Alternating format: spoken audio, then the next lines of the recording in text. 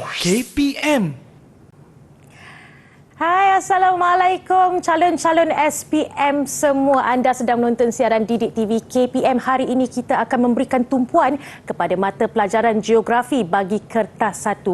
Apa khabar semua? Kak Yuyu percaya adik-adik dan murid-murid semua yang berada di rumah ketika ini sudah menjawab yang terbaik sejak hari pertama SPM lagi.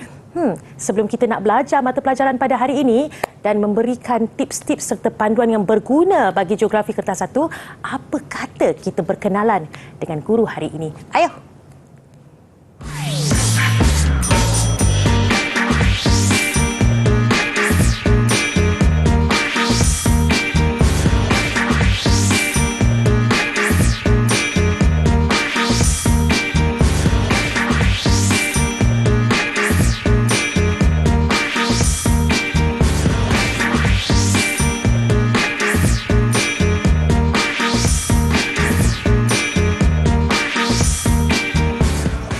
Itu dia, kita berkenalan pun dengan Cikgu Fitri daripada SMK Sulaiman yang mempunyai 19 tahun pengalaman mengajar geografi. Bukan calang-calang orang ya. Cikgu, apa khabar Cikgu? Baik, Alhamdulillah. Assalamualaikum, selamat pagi. Sihat? Sihat, Alhamdulillah. Alhamdulillah. Cikgu bertolak dari Bentong ataupun bermalam di sini ke bagaimana? Daripada Bentong. Dari Bentong. Sebab jarak dia tidak terlalu jauh, kita santai-santai datang pagi. Itu dia. Okey. Nampak kegigihan cikgu ya demi nak mengajar dan juga menurunkan ilmu kepada calon-calon SPM semua. Jadi cikgu, apa yang akan murid-murid pelajari pada hari ini?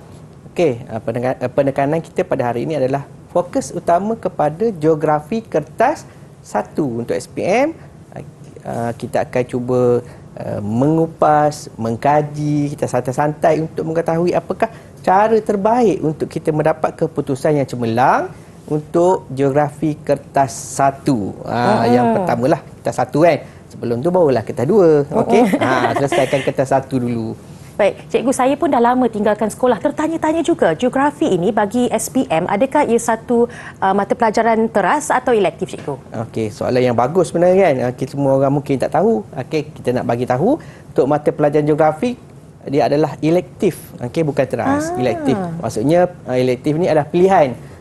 Murid-murid boleh pilih untuk mengambil mata pelajaran geografi. Dia elektif lah. Okey, elektif.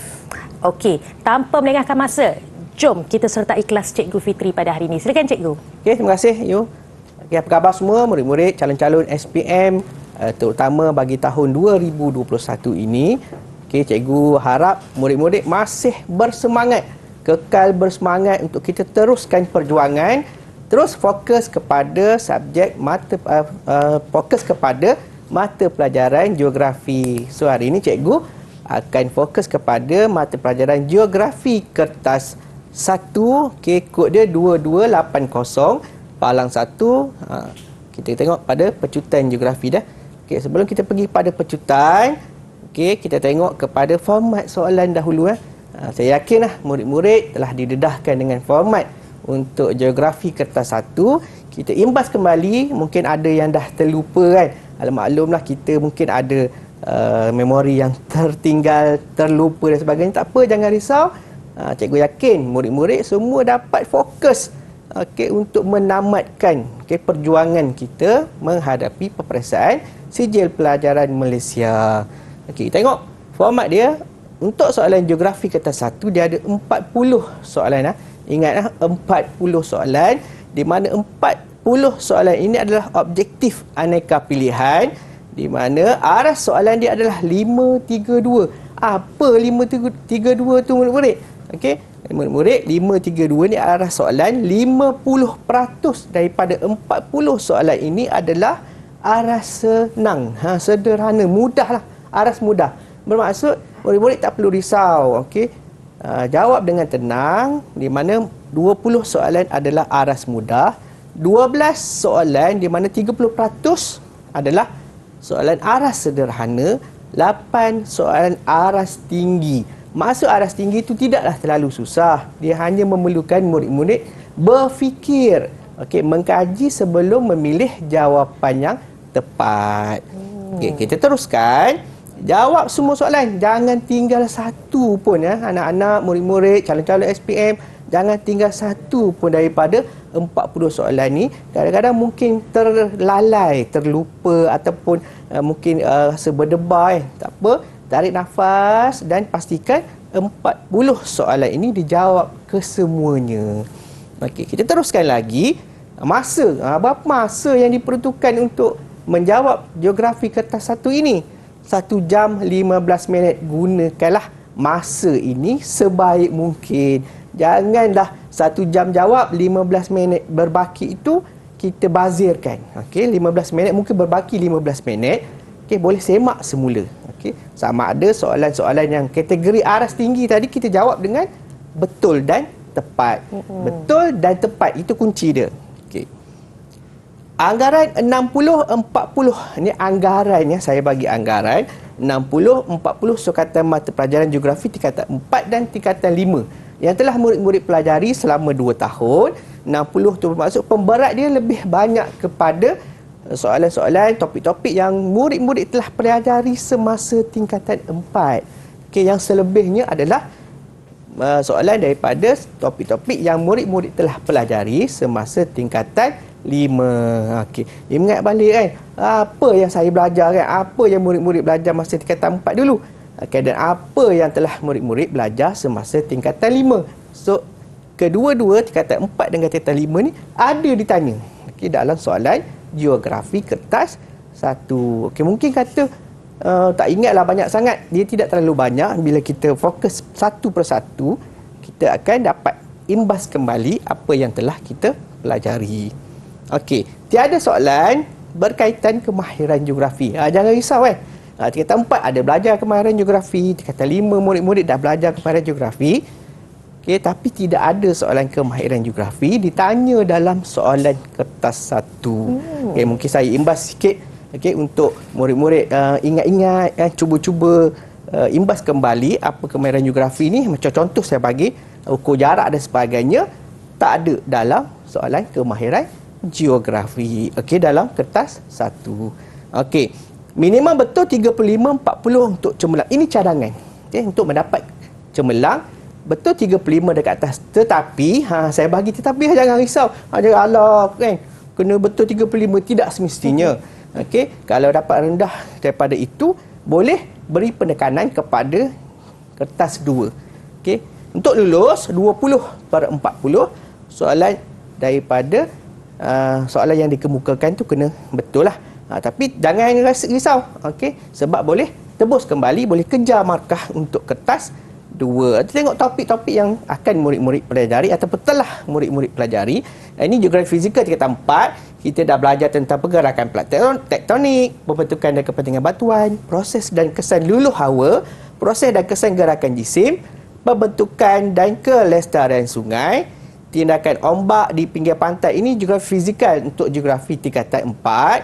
Untuk geografi tingkatan 4 juga geografi manusia. Fizikal dan manusia, ini manusia. Murid-murid telah belajar tentang taburan penduduk, pertumbuhan penduduk dunia, migrasi penduduk, pertempatan, urbanisasi. Ini topik-topik yang akan ditanyalah untuk geografi tingkatan 4. Ini geografi tingkatan 5, geografi fizikal, di mana murid-murid calon-calon telah belajar tentang fenomena cuaca dan iklim, cuaca dan iklim serta pengaruhnya, tumbuh-tumbuhan semula jadi dan hidupan liar, pemeliharaan dan pemuliharaan tumbuh-tumbuhan semula jadi dan hidupan liar, dan geografi manusia untuk tingkatan 5, murid-murid telah belajar sumber tenaga, kesan penerakaan dan pengurusan sumber tenaga, kegiatan ekonomi utama dan kesan kegiatan ekonomi terhadap alam sekitar. Okey, semua topik-topik ni ada ditanya dalam soalan geografi kita 1. Banyaknya cikgu. Macam mana saya nak ingat? Boleh, jangan risau. Masih ada masa untuk kita kejar dan dapatkan kembali. Kita dah belajar. Kita nak panggil semula masuk dalam fikiran kita supaya kita boleh menjawab dengan cemerlang untuk SPM geografi kertas 1 ini. Itu dia. Saya suka betul dengar Cikgu Fitri ni bercakap, selain memberi tips dan panduan, cara beliau bercakap memberi motivasi kepada calon-calon SPM di luar sana. Jadi kita dah tahu format soalan dan kita juga dah tahu topik-topik yang boleh diberi tumpuan. Selepas ini apa lagi yang kita nak belajar agaknya? Calon-calon SPM jangan ke mana-mana, kembali lagi selepas ini Didik TV KPM. Didik TV KPM. Didik TV KPM. Nasib tak bergerak ke mana-mana. Ramai lagi yang masih berada di hadapan kaca TV masing-masing. Sempat juga ya Kak Yuyu tanya Cikgu Fitri tadi, adakah kertas 1 ini peluang untuk calon-calon SPM mendapatkan markah yang terbaik untuk kertas geografi? Katanya ya. Tapi apa kata kita dengar sendiri daripada Tuan Empunya Badan. Silakan Cikgu Fitri. Okey, terima kasih. Kita teruskan dengan apa bentuk soalan. Okey, kita dah tahu dah tadi, kita dah memahami. Okey, kita dah memahami sebelum ini tentang format. Jadi soalan objektif, pilihan satu jawapan dan pilihan lebih satu jawapan. Seperti mana yang Kakak Yuyu cakap tadi kan, senang ke nak dapat markah untuk geografi kita 1 ni? Saya jawab ya. Okey, dengan syarat kena ikut apa kehendak soalan, apakah pilihan jawapan yang perlu murid-murid pilih supaya murid-murid dapat markah yang sebaik mungkin. Okey, kalau kita jawab soalan objektif ni, kalau tak jumpa jawapan, jangan risau sebab dalam soalan dah ada jawapan. Dia ada bagi soalan, dia dah bagi jawapan.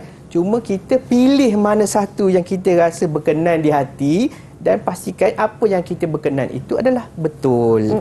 Okey, kita tengok contoh soalan tadi kita sebut pilihan satu jawapan dengan pilihan lebih daripada satu jawapan. Apakah yang dimaksudkan dengan pilihan satu jawapan ataupun lebih daripada satu pilihan jawapan? Ini contoh soalan adalah soalan pilihan satu jawapan. Dia bagi soalan murid-murid kena pilih dari 4 jawapan yang diberikan. Okay, murid-murid kena pilih satu jawapan yang paling betul dan tepat. Biasa orang sebut betul.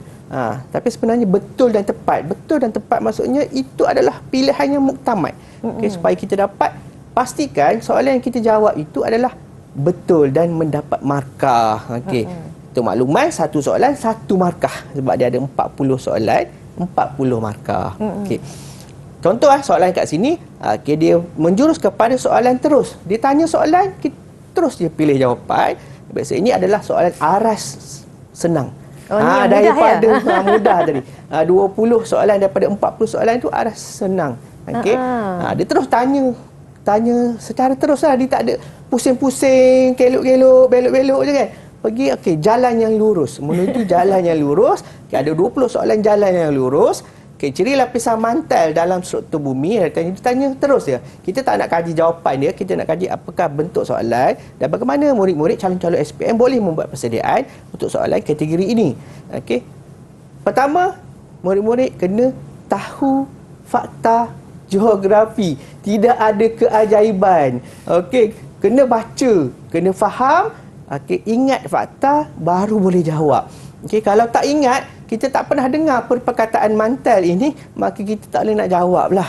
Okey, kena kuasai, okey, orang panggil dia punya pengetahuan asas. Okey. Contoh ini, dia dalam struktur bumi, dia tanya pengetahuan asas. Mantel ini dalam struktur bumi. Dia bagi 4 pilihan jawapan. Jawapan tu secara terus kita pilih. Satu pilihan ni kita kena pilih. Okey, lapisan paling luar ni saya bagi contoh lah, ni memang confirm salah lah. Kita dah baca jawapan pertama, kita tahu ia salah, terus kita pangkahkan lah. Tak nak ingat dah. Terus buang dalam kehidupan. Bukan pilihan pun. Bukan pilihan. Suhu melebihi 8,000 darjah Celsius pun kita kena pasti ia sebagai bukan jawapan yang betul. Terdapat arus perolakan, betul kot. Mungkin kita tinggalkan, jangan pangkah. Okay, mungkin kita bagikan right sikit, tanda betul sikit. Ketebalan 20 hingga 50 km, salah. So, jawapan yang kita kena pasti daripada 4 pilihan jawapan yang diberikan daripada soalan aras senang ini, jawapannya adalah C. Itu cara untuk kita memilih jawapan pilihan satu jawapan yang aras senang. Senang je. Cikgu selalu cakap senang. Memang senang. Sebab murid-murid, saya yakin murid-murid di rumah memang telah membuat persediaan yang terbaik. Semestinya soalan yang diberi pasti murid-murid boleh jawab. Okey. Ini contoh yang kedua berkaitan soalan pilihan satu jawapan. Dia tanya terus juga di lapisan manakah terdapat arus perolakan. Seperti mana yang saya sebut tadi ya. Saya pesan dekat calon-calon yang penuh semangat, penuh azam di rumah itu, okey. Lapisan manakah terdapat arus perolakan, yang ni kena fahamlah. Arus perolakan pernah dengar tak pernah dengar. Kalau tak pernah dengar, cepat lepas ni terus buka buku cari kan. Cari balik apakah perkataan arus perolakan ini ditanya tentang lapisan mana. Sudah semestinya kalau kita baca, kita tengok pilihan jawapan, terus kita tengok mantel, kita tak bagi tanda betul. Tapi awas. Okay? Jangan pilih A terus tinggalkan B, C dan D. Kita habiskan bacaan kita. Okey, teras luar, salah lah. Kerak bumi, salah lah. Teras dalam, salah lah. Okey. Ini terus kita bagi pilihan jawapan kita adalah mantel. Okey. Seringkali calon-calon lupa. Dia mudah berpuas hati. Tengok jawapan A terus betul, terus bagi jawapannya. Okey, baca sehingga habis. Kerana soalan objektif ini, dia dah beri dah soalan dan dia juga berikan jawapan. Okey, kita hanya ingat apakah jawapan yang sepatutnya dan yang betul dan tepat. Okey, ini contoh yang ketiga, soalan satu pilihan jawapan, proses luluh hawa. Ni penting ya. Saya sambil-sambil tu saya tak tulislah dalam saya punya paparan ni. Cuma saya nak ingatkan calon-calon, apa yang saya paparkan ni adalah topik-topik yang seharusnya murid-murid kuasai lah. Proses luluh hawa membentuk gua batu kapur. Kenapa? Apakah proses luluh hawa? Murid-murid pernah dengar tak perkataan luluh hawa? Pasti dengar, telah dipelajari semasa tingkatan 4. Okey, tingkatan 4, gua batu kapur. Pernah tengok kat Malaysia banyak gua batu kapur. Okey, contoh dia batu cave. Okey, adalah gua batu kapur. So kita tengok apakah proses yang membentuk gua batu kapur. Seperti mana ni kita dah bagilah pengkabunan. Okey, kemar kecut salah, pelepasan tekanan salah, penghaburan garam salah. Jawapan dia adalah pengkarbonan. Penting kat sini, murid-murid di rumah, penting tolong ingat pesan saya. Okey. Kalau soalan keluar macam ini, murid-murid tak tahu fakta yang sebenar ataupun tak ingat, okey, murid-murid tak boleh jawab. Tapi jangan risau. Okey, kita kena imbas kembali, cuba ingat apa yang murid-murid pelajari, apa yang guru-guru telah pelajari, apa yang murid-murid boleh dapat di Didik TV. Okey, kita akan ingat. Okey, kita akan ingat, yakin kita akan ingat. Itu contoh soalan yang keempat. Okey, pun sama juga, dia pilihan satu jawapan. Faktor ini mempengaruhi kadar kelahiran. Ini adalah geografi manusia. Tadi kalau gua batu kapur adalah geografi fizikal. Ia ni adalah geografi manusia. Ditanya faktor yang mempengaruhi kadar kelahiran tinggi. Kenapa? Okey, kadar kelahiran tinggi di sesebuah negara. Kita tengok. Maksud kadar kelahiran tinggi, kena faham maksud. Apakah yang maksudkan dengan kadar kelahiran tinggi? Okey, dalam geografi, istilah-istilah geografi penting untuk calon-calon memahami istilah, tahu apa yang dimaksudkan sesuatu perkara, murid-murid akan dapat jawapan. Okey, ditanya kelahiran tinggi itu bermaksud ramai bayi yang baru lahir. Okey, apa sebab ramai bayi yang baru lahir di sesebuah negara? Adakah sebab jangka hayat penduduk rendah? Tidak. Kalau jangka hayat penduduk rendah, orang umurnya tak panjang. Bagaimana dia boleh melahirkan anak yang ramai? Okey. Kadar pengangguran tinggi. Apa maksud pengangguran tinggi ni? Ramai orang tak kerja. Ramai orang tak kerja. Adakah ramai orang tak kerja menyebabkan berlakunya kelahiran yang tinggi? Orang ramai bayi yang baru lahir? Tidak. So, kita boleh ada setengah fakta. Okey, calon-calon ingat, ada setengah fakta. Dia bukan berkait dengan apa yang kita baca di buku. Dia berkait dengan apa yang dalam berlaku di sekeliling kita, keseharian kita. So, kita boleh dapat jawapan. Tahap pendidikan rendah. Okey, sebab apa tahap pendidikan rendah? Okey, tidak ke sekolah. Kenapa tak ke sekolah? Mungkin negara-negara tertentu, okey, dia tidak pendidikannya mungkin kalau wanita dia hanya bersekolah masa umur 12-13 tahun. Selepas itu apa yang dilakukan? Dia berkahwin. Bila berkahwin, dia akan mampu melahirkan anak yang ramai. Sebab dia tidak meneruskan kerjaya dalam kehidupan dia. Dia menjadi suri rumah dan melahirkan anak yang ramai. Ini yang pilihan jawapan dia. perkahwinan lewat sudah semestinya tidak berlaku keadaan kelahiran. Sebab lewat untuk Mendapatkan berkahwin, anak. dapatkan anak. Okey, semua Kak you pun boleh faham kan. Ada situasi yang berlaku di sekeliling kita. Apa yang kita perhatikan, apa yang kita berlaku, situasi yang berlaku di sekeliling kita, apa yang kita perhatikan, itulah yang berlaku. Yang boleh kita gunakan ilmu tersebut dalam menjawab geografi kertas satu. Maksudnya boleh difikir juga logiknya. Yes, logiknya. Ada logiknya di situ, kita boleh gunakan ilmu logik tu. Logik akal ni pun penting juga untuk kita menjawab soalan dengan cara yang terbaik. Okey. Jawapan tadi C lah, Itulah tahap pendidikan rendah. Okay. Saya teruskan lagi, trend berkeluarga kecil. Ini pun dia ada kaitan dengan situasi yang berlaku di sekeliling kita. Kenapa trend berkeluarga kecil? Apa maksud trend berkeluarga kecil? Anak tak ramai. Satu family anak 2 orang, anak 3 orang. Jaranglah kita jumpa anak yang 8 orang, 9 orang kan. Kenapa? Trend itu menjadi keutamaan masyarakat bandar. Orang bandar kenapa anak dia tak ramai? Adakah disebabkan oleh politik stabil? Tidak ada kena-mengena politik stabil atau tidak. Taraf kesihatan rendah. Kalau taraf kesihatan rendah di Malaysia, kebanyakan taraf kesihatan kita baik. Okey, taraf kita, ditanya di Malaysia, keluasan rumah terhad sebab di bandar saiz rumah kecil. Okey, bilik mungkin satu rumah ada 2 rumah. Satu rumah ada 2 bilik. Maafkan saya tersalah kan. Okey, walaupun saya tersalah, murid kekal kena bersemangat. Okey, wanita berkerjaya. Tidak. Okey, di kawasan rumah terhadlah. Okey, wanita berkerjaya tadi berkait rapat dengan kadar kelahiran rendah dengan kadar kelahiran tinggi. Okey, itu adalah contoh-contoh soalan berkaitan dengan soalan pilihan satu jawapan yang duduk di aras senang dengan aras sederhana. Okey. Okey, dia perlukan murid-murid mengetahui maksud ataupun istilah, memahami fakta asas dalam topik-topik yang telah murid-murid pelajari semasa tingkatan 4 dan tingkatan 5. Boleh Kalau calon macam keliru antara dua, kalau C atau D contohnya ya Cikgu, apa yang boleh dilakukan? Tinggalkan soalan itu dulu atau lebih baik fikirkan dan terus jawab soalan itu? Okey, bagus soalan tu. Kak Yu dia punya langkau tu panjang kan. Kita akan tengok. Okey, dalam seterusnya apa yang saya sampaikan akan ada apa jawapan kepada soalan tersebut. Ada tips dia. Ada tips maksudnya dia. kena dengar dan kena tunggu dengar, lagi. Tunggu lagi.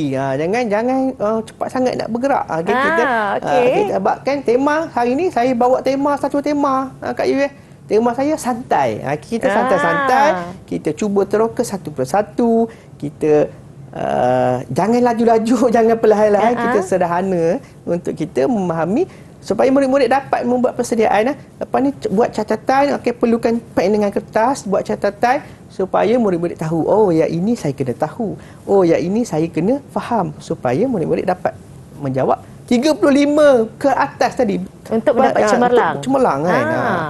Okey. Ini contoh soalan lebih daripada satu pilihan jawapan.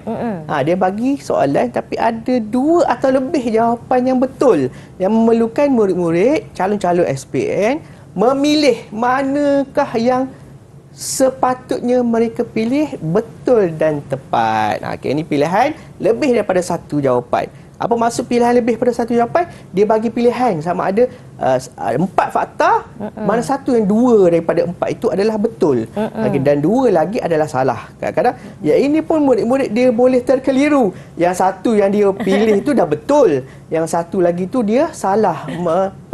Disebabkan dia tak baca sampai habis.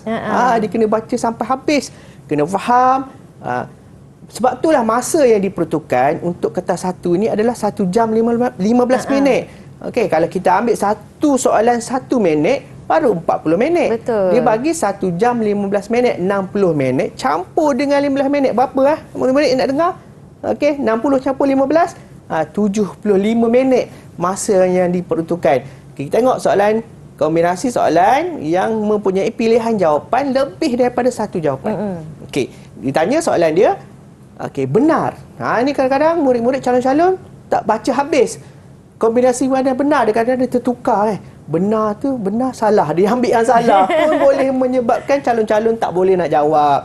Sebab tu kata, dari segi psikologi, bila kita menjawab soalan objektif, kita kena perlu membuat persediaan dan tenangkan diri supaya kita dapat membaca soalan dengan baik. Faham soalan dulu. Faham soalan ni. Jangan tergesa-gesa. Macam saya ni santai, mana ada tergesa-gesa kan? Bila tak tergesa-gesa, kita dapat laksanakan kita punya tugasan dengan baik. Okey. Tengok. Hujan asid, fenomena hujan asid, cat bangunan luntur. Okey. Kita pasti bila hujan asid akan berlakunya luntur cat pada bangunan. Kita dah pasti jawapan nombor 1 tu betul. Pulau Haba suhu bandar meningkat. Pun kita tahu Pulau Haba ni kan suhu. Okey, suhu bandar meningkat. Kesan rumah hijau berlakunya hujan lebat. Tidak, jerebuk akan menyebabkan hutan terbakar. Okey, ini pilihan jawapan dia adalah A. Ada teknik dia. Teknik kita kena saya bagi contoh kita dah pastikan nombor 1 dan nombor 2 itu betul. Maksudnya kita potong terus kita tak potong, kita tanda yang 3 ni kita confirm dah salah, kita potong. Lepas tu kita pilih lah A, B, C, D tu mana yang ada nombor 3. Ataupun yang nombor 1 tadi confirm dah kita betul, A, B, C, D tu mana ada nombor 1. Sebab tu cara dia betul lah. Nanti kita akan tengok satu persatu macam mana. So C dengan D tu memang dah confirm salah. Tapi masalah juga bila 1 baca tak tahu betul ke salah, 2 baca tak tahu betul ke salah, 3 pun tak tahu, 4 pun yang tak tahu, jam. Okey, kita tapi jangan berputus asa, ada cara dia. Okey, ini contoh soalan yang kedua, pilihan lebih daripada 1 pilihan jawapan. Okey, mengapakah langkah mewartakan taman negara dan hutan simpan perlu dilaksanakan? Perlu, mengapa? Ditanya mengapa. Okey, 1 memelihara kawasan tarahan. 1 ni betul. So A atau B sahaja yang confirm itu jawapan dia. So kita dah buang lah. Sebenarnya soalan ni nampak dia panjang, tapi inilah soalan yang boleh memberi markah dengan jawapan yang betul kepada calon-calon. Okey. Mengekalkan bekalan oksigen pun 2 dah betul dah. Okey, saya bagi contoh. Saya tak nak bagi contoh soalan-soalan yang ekstrim, yang rasa macam terlalu mencabar kan. Sebab dalam geografi tak ada soalan mencabar sangat. Sebab semua senang. Saya yakin semua orang akan dapat jawapan yang terbaik. Menggalakkan pemberian lesen perpalakan. Kita nak galakkan orang pergi lesen, makinlah teruk ekonomi kita. Okey. Meningkatkan pengeluaran kayu balak. Tidak. So jawapan tadi A lah, sebab kita dah tandakan A. Okey, 1 dan 2. Ini bentuk soalan lah. Pun beri perhatian lah, topik yang saya berikan ini adalah topik-topik yang popular untuk murid-murid beri tumpuan sebagai persediaan menghadapi perasaan SPM Geografi Kertas 1. Itu dia. Jadi ingat apa Cikgu Fitri katakan sebentar tadi. Kena faham kehendak soalan terlebih dahulu, kemudian tenangkan fikiran dan jawab dengan santai berdasarkan bacaan dan pemahaman murid-murid bagi topik-topik geografi tingkatan 4 dan juga tingkatan 5. Banyak lagi tips dan panduan untuk calon-calon SPM. Jangan ke mana-mana. Kembali lagi selepas ini. Didik TV KPM. Didik TV KPM. Oi, fokus semua. Semua masih berada di depan TV tu Kak Yu tengok. Bagus. Seronok kan kelas Cikgu Fitri? Maksudnya Cikgu Fitri telah memberikan satu tips dan panduan yang sangat berguna. Tapi jangan lupa, apa yang Cikgu Fitri katakan sebentar tadi, kena catat. Apa yang kita nak tahu selepas ini? Dengan kata tentang peta, rajah, foto. Kak Yuyu kurang pasti. Jom kita teruskan bersama dengan Cikgu Fitri. Silakan Cikgu. Okey, terima kasih. Okey, calon-calon saya rasa di rumah masih kekal bersemangat. Kita kena bersemangat dalam apa jua yang kita lakukan supaya kita dapat manfaat dan faedah terbaik untuk diri kita dan orang di sekeliling kita. Saya tak nak buang masa, saya teruskan dengan soalan objektif berdasarkan keterangan rajah, peta dan foto. Seperti mana yang murid-murid calon-calon SPM yang telah pelajari sebelum-sebelum ini. Banyak-banyak dah CD-CD belajar dan sebagainya. Okey, kita tengok soalan objektif. Yang ini adalah berdasarkan keterangan. Dia bagi satu keterangan dan barulah diberikan soalan. Kena faham keterangan dulu. Macam kita tengok papan tanda. Kita tengok papan tanda di lebuh raya, kita ikut ayah jalan santai-santai. Lalu lebuh raya kita nampak papan tanda. Kita tengok papan tanda, kita dah faham dah. Begitu juga soalan, kita kena faham dulu apa maklumat yang diberikan. Seperti yang dipaparkan oleh slide sekarang bersama saya ini. Dia paparkan lebuh raya Kuala Lumpur Karak. lebuh raya Pen Borneo adalah dua lebuh raya yang wujud di negara kita. Okey, ditanya apakah jenis batu yang banyak digunakan dalam pembinaan kemudahan infrastruktur di atas. Dia ada gabung dengan geografi fizikal dengan geografi manusia. Dia ada gabung pula dua. Apa yang saya kata gabung, lebuh raya Kuala Lumpur Karak, lebuh raya Pen Borneo ni kita manusia. Ditanya jenis batu. Batuan apa? Batuan ni belajar masa tingkatan 4. Okey, dalam topik batuan. Okey, geografi fizikal. Ingat balik pernah belajar ke? Pernah. Okey. Alah cikgu tak pernah belajar. Jangan lupa. Itu tandanya anda dah terhilang memori anda ke belakang. Okey, panggil balik supaya anda boleh jawab soalan yang tanya tentang bab batuan. Fokus kepada bab batuan. Okey, ditanya jenis batu yang banyak digunakan dalam pembinaan kemudahan infrastruktur di atas. Saya tak nak fokus sangat kepada topik batuan. Kita tengok soalan berdasarkan maklumat ataupun fakta ataupun panggil stimulus, rangsangan. Okey, dia bagi rangsangan tentang nama lebuh raya. Lepas tu ditanya apakah jenis batu. Ya, ini kalau murid-murid tak baca, tak jawab, alah cikgu, macam mana cikgu, saya tak baca. Masih ada masa untuk baca. Ada dalam buku teks geografi tingkatan 4 dan mana-mana nota yang disediakan oleh guru anda. Okey, pasti saya yakin guru-guru seluruh negara telah menyediakan bahan yang sebaik mungkin untuk anda menghadapi perasaan geografi SPM kertas 1. So, mana jawapan dia? Kalau saya tanya kat you kan, memang tak boleh nak jawab ni. Okey, sebab apa jenis batu yang tu ni adalah fakta. Nak kata soalan ni aras tinggi, kalau murid yang lemah ini dikira aras tinggi lah. Sebab dia kena ingat fakta. Tapi saya yakin murid-murid calon-calon seluruh negara dia dah tahu dah. Okey, apa shal bukanlah granite. Okey, kuarzit dengan batu marmar. Ingatlah batu granit biasa kita kutip untuk main batu seremban. Bila keluar soalan macam ni, oh itu ada main batu seremban ni. Oh, itu adalah batu granit. Batu granit adalah digunakan untuk membuat jalan raya dan membuat lebuh raya. Sebab apa? Sebab dia mempunyai ketahanan yang sangat-sangat kuat. Okey, ini berdasarkan penyataan, stimulus, maklumat, okey, berkaitan apa yang telah murid-murid calon-calon telah pelajari semasa tingkatan 4 dan 5. Okey. Soalan kedua berdasarkan maklumat juga. Okey, berikut adalah faktor yang menggalakkan pertanian di Malaysia. Ditanya bentuk muka bumi beralun dengan tanah elektrik. Dan faktor yang menggalakkan pertanian di Malaysia, bentuk muka bumi beralun, tanah elektrik. Apakah jenis tanaman yang sesuai dengan faktor tersebut? Kena tahu juga bentuk muka bumi beralun. Beralun ni maksudnya tidak tanah tinggi, tidak tanah pamah, dia beralun. Macam kita naik kereta jalan beralun, kita akan melompat-lompat macam tu. Melompat-lompat. Okey, itu tandanya beralun lah. Okey, apakah tanaman yang sesuai? Okey, padi, adakah tanah beralun? Biasa padi kita jumpa tanah yang rata je. Salah lah. Okey. 2, B, nanas. Nanas tak ada orang tanam dekat tanah kawasan berbukit-bukit. Biasa tanam juga di kawasan tanah yang rata. Okey. Tembakau. Tembakau adalah di kawasan tanaman padi. Tapi tanaman tembakau dah semakin kurang di negara kita. Dan pilihan terakhir adalah kelapa sawit. Okey.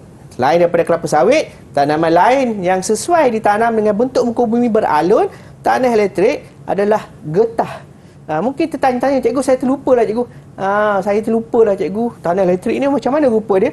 Tanah elektrik tanah yang berwarna merah dan ada berbatu-batu tu. Kalau istilah bahasa orang-orang kampung lah kan, untuk nenek moyang kita panggil tanah tu batu lada kan. Kita berlari-lari tu, kita jatuh tu boleh menyebabkan lutut kita luka dan pedih pada lutut. Sebab tanah tu berwarna merah dan ada batu. Mungkin cerita saya ini mungkin boleh anda imbas kembali di dalam Dewan Periksaan. Itu Cikgu Fitri ada sebut tanah elektrik ni batu merah tu. Tanah apa? Kelapa sawit. Sebab kelapa sawit pun warna merah. Itu cara kita nak ingat fakta. Apa yang kadang-kadang cerita cikgu kita dalam kelas boleh dijadikan sebagai panduan untuk kita cuba mengingat fakta geografi dalam soalan geografi kertas 1. Itu cara kita nak ingatlah. Boleh Okey. Okey. Yang seterusnya adalah ini jawapannya kelapa sawit. Okey. Soalan berdasarkan rajah. Tadi tentang maklumat. Ni rajah. Raja-raja ini jangan risau. Cikgu, rajah macam mana kita boleh bagi fokus? Kita boleh fokus rajah, apa-apa rajah yang ada di dalam buku teks. Okey, dan biasa kita lihat guru-guru dah bagi latihan, guru-guru dah bagilah set-set soalan percubaan. Okey, boleh tengok yang ni ditanya tentang rajah ni adalah berkaitan dengan rajah piramid penduduk yang telah murid-murid pelajari semasa tingkatan 4. Kenapa Cikgu Fitri ni selalu sebut tingkatan 4 lah? Sebab tingkatan 4 tu dah lama dah murid-murid belajar. Sebab apa dah lama, dia akan jadi lupa. Bila lupa, kita kena ingat kembali, kita kena ingat bahawa geografi tingkatan 4 dulu, kita dah belajar topik ni penting. Tengok balik, tulis dekat catatan murid-murid, kena buka balik topik piramid penduduk, berkaitan dengan piramid penduduk, cari-cari balik dalam geografi, buku teks geografi tingkatan 4. Ditanya tentang berikut manakah benar. Ni kunci dia adalah benar tentang rajah di atas. Kadar kematian tinggi. Sebab apa? Sebab umur, peringkat umur warga emas ke atas tu dah semakin kurang, menyebabkan kadar kematian dia. Kadar kelahiran rendah tidak, sebab ramai muda. Golongan muda. Kalau umur tua tinggi, tidak, sebab yang dekat atas ni puncak dia rendah. Bilangan dia sedikit. Kumpulan tanggungan rendah. Salah, kumpulan tanggungan tinggi. Kumpulan tanggungan tinggi. Apa maksud kumpulan tanggungan? Nanti kalau keluar soalan seumpama ini, saya tak katalah soalan macam ni keluar kan, salahkan cahaya pula, sedih saya. So saya tak nak sedih-sedih. Saya tengok tanggungan rendah ni maksud, kalau kita tengok dekat bawah piramid ni, bilangannya sedikit, itu dia maksudnya tanggungan dia rendah. Kalau bawah piramid, macam piramid kita tengok kan, piramid kan tapak dia luas, besar, banyak. Bila banyak, itu maksudnya kumpulan tanggungan tinggi. Apa maksud kumpulan tanggungan ni? Orang yang tidak bekerja. Anak-anak, adik-adik yang duduk di sekolah, termasuklah calon-calon SPM ni, duduk dalam kategori kumpulan tanggungan.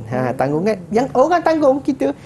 Nak pergi sekolah, mak bagi duit, ayah bagi duit, nak top up, kakak bagi duit. Itu kumpulan tanggungan. Jawapan dia adalah A, kadar kematian tinggi. Contoh soalan yang kedua berdasarkan rajah juga. Ini rajah pun geografi fizikal juga. Geografi fizikal berkaitan dengan struktur bumi, yang ni aras senang sebenarnya. Tapi kalau calon-calon, alamak, lupalah rajah ni. Tapi saya nak beritahu, rajah ni popular. Popular, dan perlu murid-murid ketahui. Cikgu tak ingat, cari balik. Macam mana nak cari balik? Dalam buku. Cikgu, buku dah tak ada. Boleh rujuk guru-guru geografi anda. Saya yakin mereka akan bantu anda. Ditanya tentang bahagian lapisan bumi yang manakah berlakunya arus perolakan. Banyak kali ni arus perolakan ni. Apakah ia katakan dengan arus perolakan? Arus perolakan adalah di mana dalam lapisan bumi ni dia ada bergerak. Bergerak, berlakunya gempa bumi, berlakunya letusan gunung berapi, itu adalah disebabkan oleh arus perolakan ni bergerak. Yang baru-baru ni kan ada letusan gunung berapi di negara jiran. Itu adalah disebabkan oleh pergerakan di lapisan yang berlakunya adanya arus perolakan. So A ni adalah kerak bumi. Atas kali ni tempat kita berpijak ni, itu adalah kerak bumi. B adalah lapisan mantai. Ni yang berlakunya letusan gunung berapi kan, keluar lava yang warna merah tu kan. Itulah letaknya arus perolakan di lapisan mantai. B. C, teras luar. D, teras dalam. So nak uji kefahaman murid-murid, cuba cari satu whiteboard. Saya bagi satu teknik lah. Cari satu whiteboard, tak ada pun kertas. Boleh buat bulatan. Cuba buat bulatan dan buat lapisan-lapisan itu, cuba labelkan. Itu cara kita nak ingat. Kita lukis. Sebab bila tangan kita bergerak, kita boleh ingat fakta. Jangan cari rajah yang dah tersedia. Kita curi lukis sendiri. Bila kita lukis sendiri, saya yakin boleh ingat. Macam saya lah. Macam mana saya boleh ingat? Sebab saya sentiasa bergerak, menulis kan. Sebab tu saya boleh ingat. So jawapan ini adalah B. Masih bersemangat, kekal bersemangat, kekal aktif. Kita teruskan lagi dengan contoh soalan berdasarkan rajah juga. Kita dah belajar dah tadi sebelum ini tentang maklumat. Lepas tu kita tengok ada rajah Ini ada rajah, tadi rajah bumi, ini rajah dipanggil, pernah dengar tak? Mawar angin. Mawar angin. Mawar tu dia ambil perkataan bunga mawar. Okey. Mawar angin adalah satu rajah yang dilukis untuk merekod arah tiupan angin. Dalam masa 1 bulan, okey, dia akan tanya, rajah dapat menunjukkan mawar angin mudah bagi bulan Ogos. Kenapa dia bagi faktor bulan Ogos? Okey, sebab dia nak calon-calon ingat hari dalam bulan Ogos ada berapa hari. Dalam bulan Ogos ada 31 hari. Okey, soalan dia adalah, okey, berapakah bilangan hari tenang? Bermaksud hari tenang tiada tiupan angin. Yang direkodkan, kalau murid-murid tengok, saya ambil contoh yang paling hampir dengan saya ni, yang ada 12, 13, 18, 19, 27, 28, 29 ni, yang 12, 13, 18, 19 tu adalah tarikh. Maksudnya 12 hari bulan 8, 13 hari bulan 8, 18 hari bulan 8, 19 hari bulan 8, 27 hari bulan 8, 28 hari bulan 8, 29 hari bulan 8. Ini adalah arah angin bertiup ke arah tenggara. Begitu juga dengan 38 sana tu, itu adalah bertiup ke arah, okey, timur barat daya. Timur laut, salah. Timur laut. Okey, utara. Timur laut, tenggara. Timur, tenggara, selatan, barat daya. Barat laut. Salah kadang-kadang terlupa juga. Biasalah kan, terlupa. 38. Itu yang berlaku murid-murid dalam dewan Kalau kita tersalah, terlupa, kita boleh ulang kembali. Macam saya tadi kan, saya terlupa. Terlupa lah, salah. Cuba kita ulang kembali. Sebab bila kita ulang kembali, memori itu dah ada dalam kita punya ingatan. Cuma kita gagal nak panggil dia balik. Kita panggil dia kan, macam mak adik-adik panggil kan, mari balik, tak balik. Mari balik, tak balik. Mari balik, baru balik. Kita kena panggil memori kita. InsyaAllah saya yakin murid-murid boleh ingat fakta seperti mana yang berlaku kepada saya tadi. Saya tak ingat, saya cuba recall balik. Panggil balik. So jumlah hari tenang kita kena kira lah berapa hari kan. 1, 2, 9, 11, 12 tu kira. Okey, jumlah hari yang dalam bulan Ogos 31. So kita kira-kira ada 29 hari. Ada 28 hari. Okey. So ada berapa hari yang baki? Kita tengok 2 hari bukan? Berapa baki tadi? 31, 28. 3 hari. Berapa? 28, 29, 30, 31. Itu cara dia. Maksudnya tidak direkod. Tarikh-tarikh yang tidak ada dalam mawar angin itu menunjukkan bahawa hari tenang. Okey. 4 hari salah, 5 hari pun salah. Ini penting ada belajar dalam geografi tingkatan 5. Tingkatan 5 tentang cuaca dan iklim. Okey, rekod bagaimana kita nak merekodkan arah tiupan angin di satu tempat, satu kawasan, satu negeri ke negara. Contoh soalan berdasarkan peta. Ada peta dunia. Okey, ni peta dunia. Ni saya kata tadi, dia duduk di aras tinggi. Sebab apa? Dia memerlukan murid-murid mengenal pasti lokasi. Okey, mengapa kawasan Belorek dalam peta mempunyai iklim yang sama? Dia menguji kefahaman, menguji tahap kefahaman murid-murid. Kalau murid-murid calon-calon SPM tak tahulah negara yang dilorekkan itu seperti mana yang saya telah bulatkan, okey, dia tidak akan tahu okey iklim yang sama tadi. Kedua negara ini adalah iklim dia khatulistiwa. Okey, khatulistiwa, pengaruh tiupan angin monsun, pengaruh kejadian 4 musim, kedudukan pada garis lintang, keadaan muka bumi yang pelbagai. Jawapan dia adalah kedudukan pada garis lintang utara. Tolong beri perhatian kepada soalan berkaitan dengan peta. Ini peta Malaysia, tadi peta dunia. Dia tanya juga X dengan Y, mengapakah kawasan yang bertanda X dan Y dalam peta di atas menjadi tumpuan penduduk. So kita tengok jawapan dia. Kita tengok jawapan dia. X dengan Y, tanah berpasir, aktiviti pelancongan, industri menapis petroleum. Ini adalah X tu di Kertih, Terengganu. Tanah rancangan pertanian. Ini peta. Tolong beri perhatian kepada peta dunia, peta Malaysia. Macam mana nak tengok? Tengok balik buku teks. Okey, tengok balik buku teks. Okey, ini contoh soalan berdasarkan foto. Tadi peta ni foto. Aktiviti dalam foto di atas kepada pembangunan ekonomi di Malaysia. Okey, majukan industri otomotif, menstabilkan harga bahan api, memajukan industri petrokimia, mewujudkan kawasan pembiakan ikan. Saya nak pesan kepada calon-calon, pergi buka internet, capai internet ataupun di handphone masing-masing, type dekat enjin carian, contohnya Google, boleh type gambar-gambar, gambar-gambar, sebab akan ada dalam soalan geografi kita satu ada foto. Wajib ada soalan berkaitan dengan foto. Ini jawapan dia. Ini adalah contoh, ini adalah gambar kelapa sawit, tandan kelapa sawit. Saya rasa tandan tersebut boleh digunakan untuk menghasilkan tenaga hidro, tidak hidro berkaitan dengan air, biomas, ya, sebab ini adalah sisa pertanian. Tenaga kinetik tidak, dia bukan tenaga pergerakan. Tenaga geotermal bukan, geotermal adalah uap air panas. Ini adalah jawapan dia adalah tenaga biomas. So, boleh cari gambar-gambar yang berkaitan untuk kita target, bukan target tak baik juga target tu. Orang marah orang kat saya, bukan target. Kita nak perluaskan kita punya pengetahuan.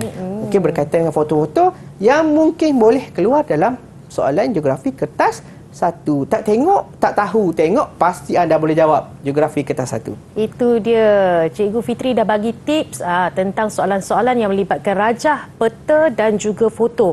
Ingat tak apa Cikgu Fitri kata tadi? Cuba latih, lukis, tulis agar adik-adik atau calon-calon SPM di luar sana boleh ingat. Jangan ke mana-mana, ada banyak lagi panduan selepas ini. Didik TV KPM. Didik TV KPM. Anda masih bersama saya Yuyu dan juga Cikgu Fitri.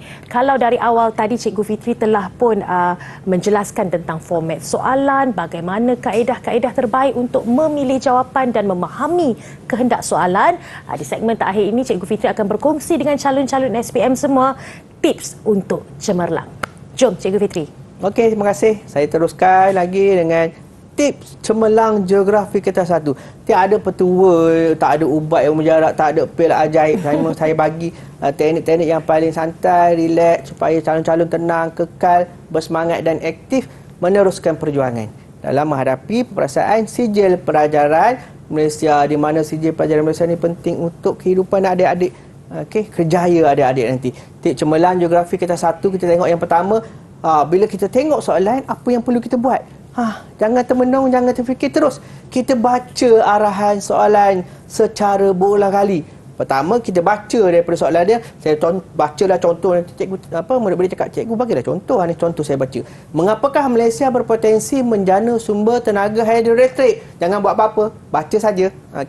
Tiupan angin monsun, terdapat sungai yang berliku, kawasan tak ada air yang banyak sungai beraliran deras di bahagian hulu. Baca itu yang pertama. Baca je. Baca kali kedua. Baca yang kali kedua, barulah kita kena kenal pasti kata kunci. Barulah tangan kita nak conteng-conteng. Tadi jangan conteng, kita baca saja. Bila kita baca, kita dah mendapat gambaran awal tentang soalan yang dikemukakan. Barulah kita baca yang kali kedua. Yang kali pertama kita tengok, tak apa kenal lagi. Kali kedua, barulah kita cam soalan tu. Kita kenal sikit tentang soalan.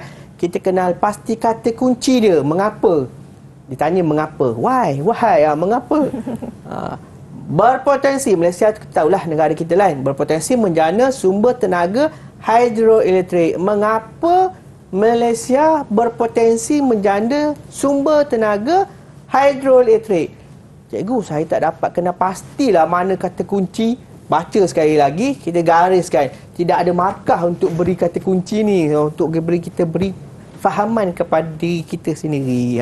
Kita dah baca, kita dah faham dah kata kunci dia apa kehendak soalan. Tadi kita dah baca dah sekali imbas pilihan jawapan. Itu yang bacaan kali pertama. Bacaan kali kedua, kita tandakan kata kunci dia. Kita kalau mungkin ada calon-calon, ada setengah calon dia suka gunakan pen berwarna lah, ataupun dia guna pen lah, guna pensel pun boleh kan. Takut nanti salah tanda kertas OMR kan, kertas yang objektif tu. Tapi terpulang kepada calon-calon, saya yakin calon-calon ada kreativiti sendiri. Tapi pada senang pakai pensel tu, gariskan apakah kehendak soalan. Kita dah tahu dah, kita bacaan kali pertama kita faham secara sekali lalu.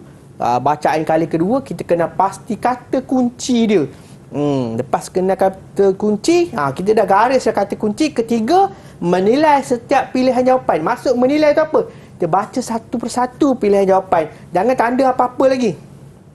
Okey, baca dulu, lepas baca baru kita tanda. Tiupan angin monsun, kita rasa ini adalah jawapan yang tidak betul. Terus kita buat garisan. Okey, kita tutup pandangan. Ada setengah calon dia tutup terus, dia letak pembaris dekat atas A tu sebab dia tak nak terganggu dengan pilihan jawapan A tadi. B, terdapat sungai yang berliku, kita garis lagi. Kalau kita tak pasti, kita jangan garis, kita tinggalkan, kita terus kepada C, kawasan tadan air yang banyak. Kita rasa tak juga. Okey, D, banyak sungai beraliran deras di bahagian hulu sungai. Kita akan jumpa. Katalah A itu adalah pilihan yang betul. Jangan mudah terpengaruh. Kita baca juga B pun, C pun, D pun. Kita jangan tinggalkan. Kita baca satu persatu.